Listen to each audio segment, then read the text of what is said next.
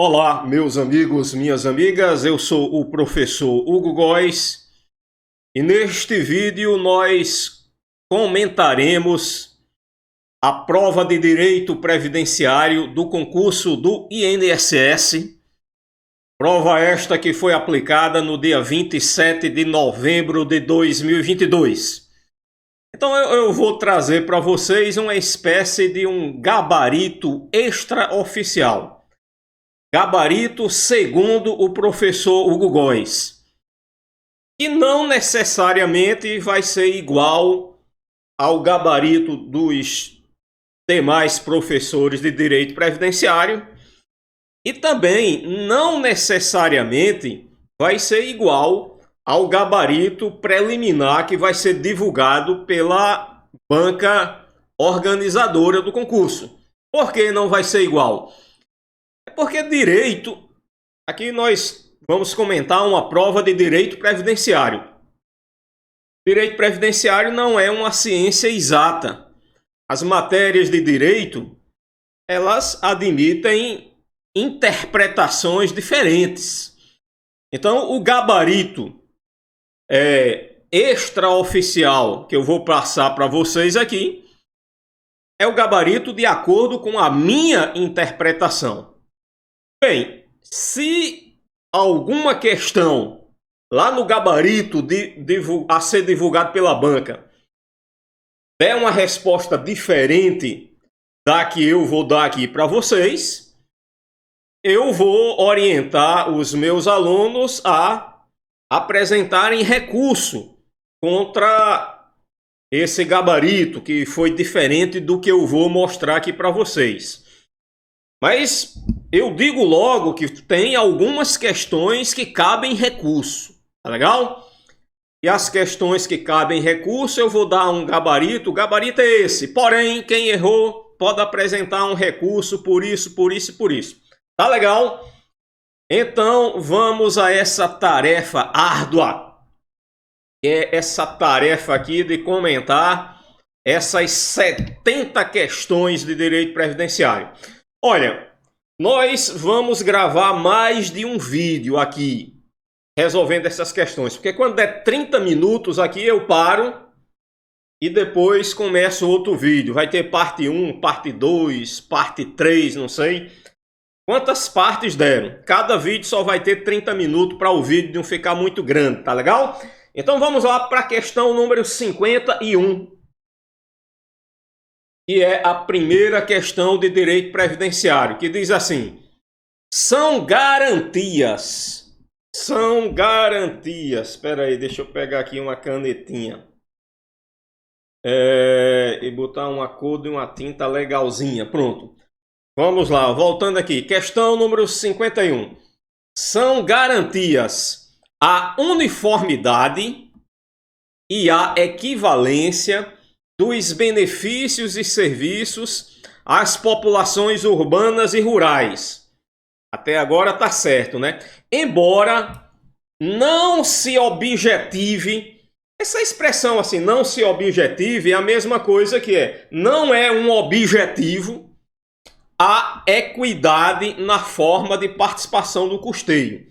Gabarito dessa questão é errado. Por quê? Porque a equidade na forma de participação no custeio também é um objetivo da Seguridade Social. E essas duas questões aqui, elas tratam dos princípios constitucionais da Seguridade Social, e o artigo 194, parágrafo único lá da Constituição, chama de objetivos. Então aqui nessa parte final a questão está dizendo que a equidade na forma de participação do custeio não é um objetivo da Seguridade Social. E na verdade é. Por isso a questão 51 está errada. Questão número 52. O princípio democrático. É um princípio também da Seguridade Social, aquela questão do caráter democrático e descentralizado da administração mediante gestão quadripartite. É isso, não tem? Então, o princípio democrático exige a necessidade de envolvimento de diversos segmentos da administração no sistema de seguridade, de forma que sua gestão, lembram que a gestão é quadripartite, de forma que sua gestão deve contar com a participação dos trabalhadores, 1, dos empregadores, 2, dos aposentados, 3 e do governo. Por isso que a gestão é quadripartite. Então, o gabarito da questão número 52 é certo, tranquilo essa questão. Vamos agora para a questão de número 53. A questão 53 diz o seguinte: no direito previdenciário, a lei não surte efeitos pretéritos. Pretérito é a mesma coisa que passado. O que a questão está querendo dizer é que a lei não retroage. Ela vale a partir da sua vigência para frente. Ela não vai valer para fatos passados. É isso que a questão está dizendo, né? Aí ela fala, salvo se em benefício de infratores de norma de custeio. Olha, essa questão da lei previdenciária não retroagir, não surtir efeitos pretéritos, como regra geral é assim. Até porque se a gente admitisse que ela retroagisse, ela ia ferir os direitos adquiridos, né?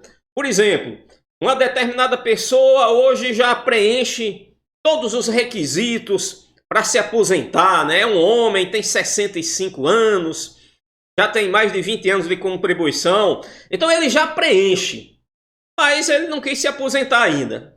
Aí amanhã vem uma lei e muda, aumenta a idade assim para 70 anos. Bem, mas essa lei não pode voltar no tempo, não pode retroagir.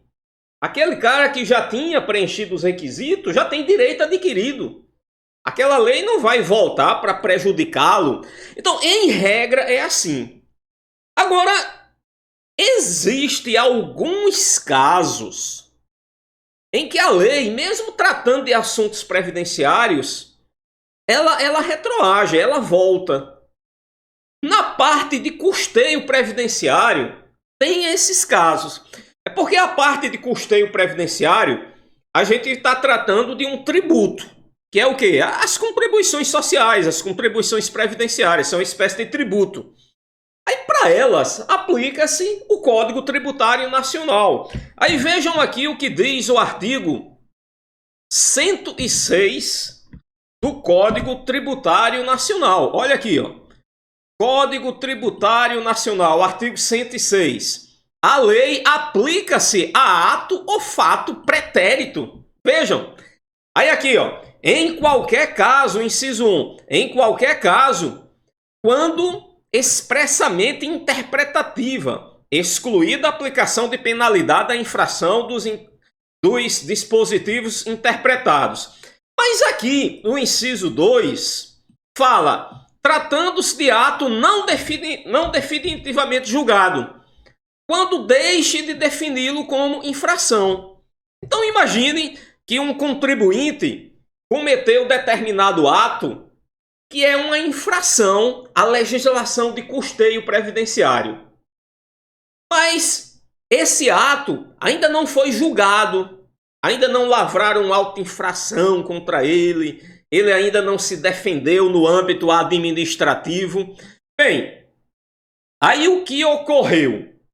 Veio uma lei nova que deixou de considerar aquele ato que o contribuinte praticou, deixou de considerá-lo como infração. Bem, essa lei retroage para beneficiar esse contribuinte. Tem outros casos, vamos pegar essa linha C aqui, ó. Quando lhe comine penalidade menos severa que a prevista na lei vigente ao tempo de sua prática. Então, por exemplo, o cara deixou de cumprir uma obrigação acessória, aí por isso ele ia ter uma multa assim de 20 mil reais. Aí veio uma lei nova e disse que quem comete aquela infração paga só 15 mil reais. E o caso dele ainda não tinha sido julgado. ele se enquadra aqui nesse inciso 2, tratando de ato não definitivamente julgado. Ou poderia até ter sido julgado em primeira instância, mas ele recorreu para a segunda e ainda não foi julgado. Então, aquela lei nova vai retroagir para beneficiar esse contribuinte. E em vez dele pagar uma multa de 20 mil, vai pagar só de 15, porque a lei nova diz que agora é só 15. Embora ele tenha deixado de cumprir sua obrigação acessória na época em que a multa era 20. Mas a lei nova diz que é 15 e beneficia ele. Então, vejamos. Tem alguns casos que a lei previdenciária retroage, principalmente na parte de custeio. Mas a questão está certa ou está errada? A questão diz que a regra não surte efeito pretéritos, salvo se em benefício de infratores de norma de custeio. A questão está querendo dizer que o único caso que a lei pode retroagir é esse. Se em benefício de infratores de norma de custeio. Será que é o único caso? Mesmo sem ser coisas relativas ao custeio. Imaginem uma prática que é considerada como crime. Eu vou dar o exemplo aqui. Inserir no CNIS, o que é o CNIS? Cadastro Nacional de Informações Sociais. A empresa inseriu lá no CNIS, por meio do e-social dela, ou então foi até um funcionário do INSS que inseriu, uma pessoa que não tinha nenhuma relação de trabalho com uma determinada empresa. Mas inseriram essa pessoa lá no CNIS como se ela fosse empregada daquela empresa. Para quê? Para ela ter direito a uma aposentadoria, a um benefício qualquer. Isso é crime, né? Atualmente, a legislação considera isso como uma prática criminosa. Aí, imaginem que para essa prática a pena seja assim 3 anos de reclusão. Se vier uma lei nova e diminuir para 2 anos a pena, ela retroage para beneficiar um cara que praticou essa conduta criminosa na época em que a pena era 3 anos. Na época em que a pena era 3 anos, ele praticou essa conduta criminosa. Mas a lei mudou e a lei nova diz que a pena é só de 2 anos. Essa lei retroage para beneficiar esse réu? Sim, retroage. Então não é só em questão de custeio, não. Algumas leis sobre matéria previdenciária, elas podem retroagir para atingir fatos pretéritos, fatos que ocorreram antes do início da vigência dessa lei nova. Por isso o gabarito da questão 53 é errado. Legalzinho? Então vamos para a questão de número 54. A questão 54 diz assim: o princípio da territorialidade vige, ou seja, vigora, no âmbito do direito previdenciário. É verdade. Razão porque é vedada, ou seja, é proibida a aplicação da norma brasileira desse ramo do direito fora do território nacional. Bem, aqui o gabarito também é errado. Por quê? Porque tem alguns casos que a lei previdenciária brasileira ela é aplicada fora do território nacional. Nós, quando estávamos estudando os segurados da Previdência Social, nós vimos que tem alguns casos que a pessoa está trabalhando no exterior, ela é residente no exterior, ela é domiciliada no exterior, mas mesmo assim, ela é um segurado obrigatório aqui do regime de previdência do Brasil, do regime geral de previdência social brasileiro. É o caso, por exemplo, o cara que trabalha, o brasileiro civil que trabalha no exterior, prestando serviço para a União no exterior. Mesmo que ele seja domiciliado lá, mesmo que ele tenha sido contratado lá, ele é segurado obrigatório aqui do regime geral brasileiro. Ou então, se lá no exterior ele está prestando serviço para um organismo oficial internacional do qual o Brasil seja membro efetivo, mesmo ele tendo sido contratado lá, mesmo ele sendo domiciliado lá, mas como ele é brasileiro, a lei brasileira se aplica, mesmo ele estando fora do território nacional. Tem a questão também dos acordos internacionais que o Brasil celebra com outros países. Então, por isso, a questão 54 está errada. Vamos para a questão 55. Será assegurado obrigatório, na qualidade de contribuinte individual, o brasileiro contratado no Brasil para trabalhar como empregado em empresa domiciliada no exterior, cuja maioria do capital votante pertença à empresa de capital nacional. Obviamente, essa questão está errada. Olha, se ele foi contratado como empregado, então, obviamente, ele vai ser segurado empregado e não contribuinte individual. Tá legal? Então, 55 errado. 56.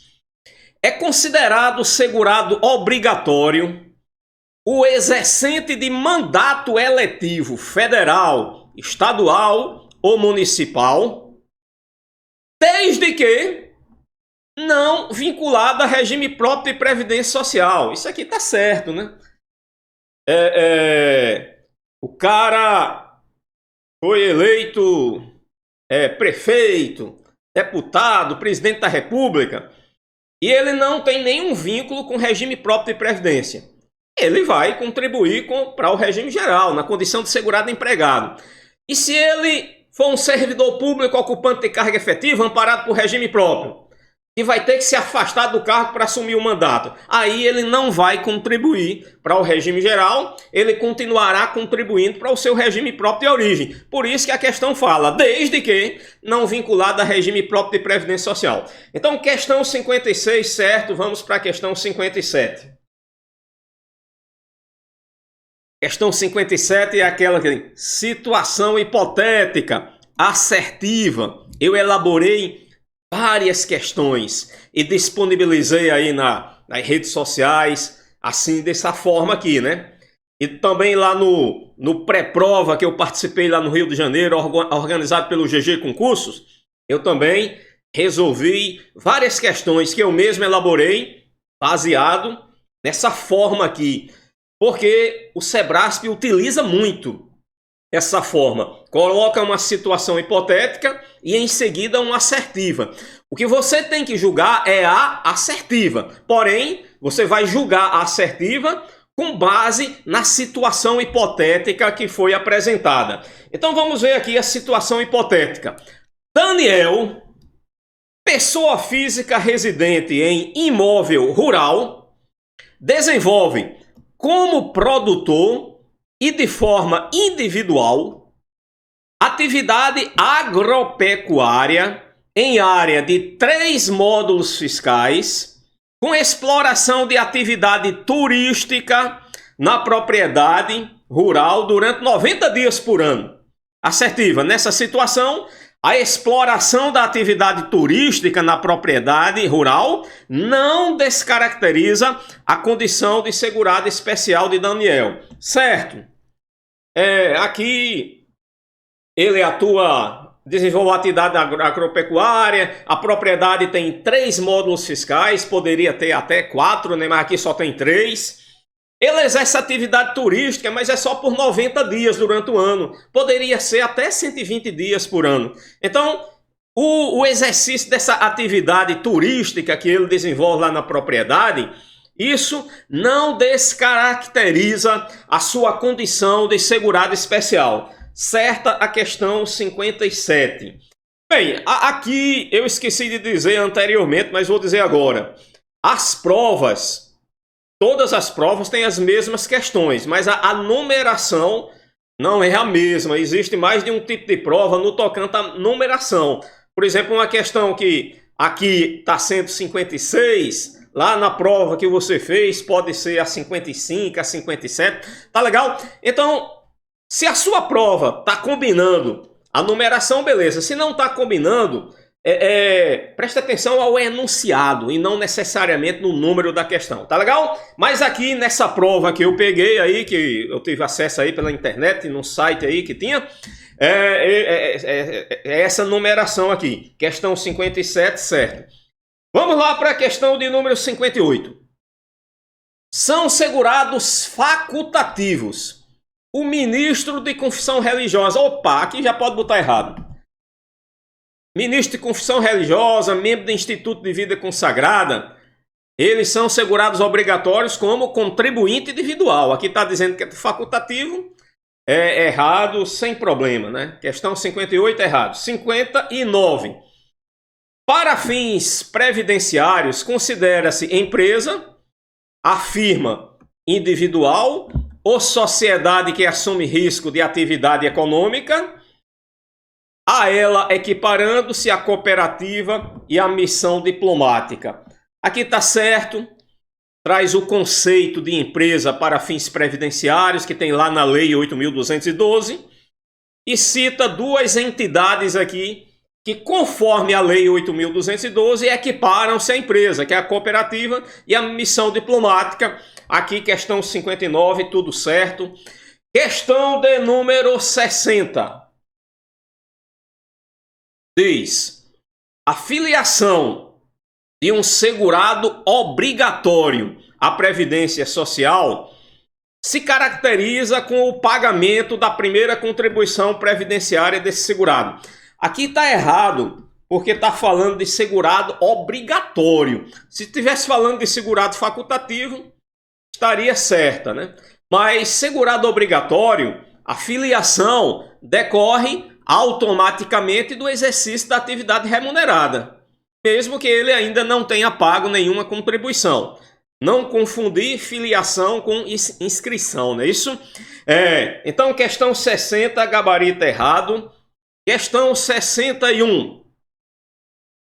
Do ponto de vista previdenciário, considera-se empresa a firma individual ou sociedade que assume o risco de atividade econômica urbana ou rural com fins lucrativos, excluídos os órgãos e entidades da administração pública direta, indireta ou fundacional.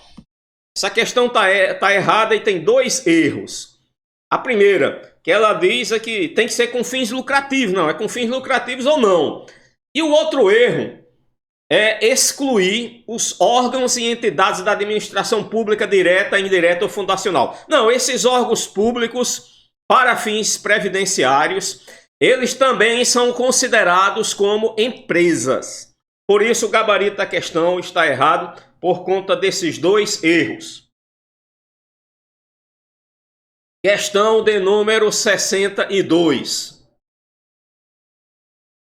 Em razão do princípio da pessoalidade, considera-se empregador doméstico exclusivamente a pessoa física ou a família que admite a seu serviço, sem finalidade lucrativa, empregado doméstico. Questão certa é o conceito de empregador doméstico previsto na legislação. Tá legal? Aqui sem problema nenhum, 62, gabarito certo. Questão 63. Essa questão aqui cabe recurso. Deixa eu botar o nome aqui, ó. Recurso. Seja lá qual for o gabarito dela. Então, vai sair o gabarito. Se você errou a questão, apresente recurso contra essa questão aqui. Porque ela está, no mínimo, mal redigida. É difícil de entender o que danado o cara está querendo dizer com isso aqui.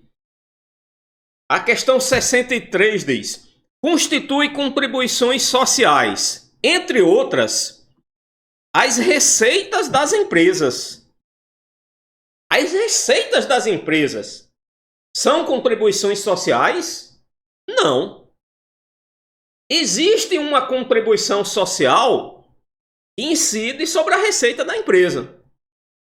Existe até mais de uma, né? O COFINS, o PIS/PASEP, são contribuições sociais que incidem sobre as receitas das empresas. Mas a receita da empresa em si não é uma contribuição social. Então, aí já estaria errado, né? Mas fala também as receitas das empresas incidentes sobre a remuneração paga ou creditada aos segurados a seu serviço. Bem, aqui sim existe uma contribuição social que ela incide sobre a remuneração paga ou creditada aos segurados a serviço da empresa, né?